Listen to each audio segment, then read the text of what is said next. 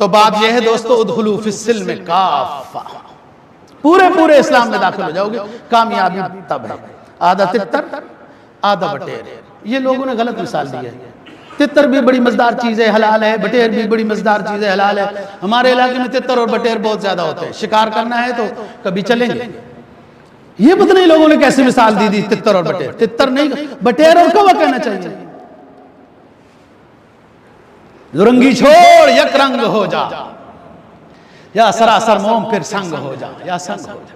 درمیانی حالت کیا پکڑی؟ نام اسلام کا لیا، لباس یورپ کا لیا ہے جی، نماز اسلام کی لی، مارکیٹ یورپ کی لی۔ یہ کیا کر رہے ہو؟ یہ دورنگی ہے۔ صحابہ اکرام بڑے تاجر تھے۔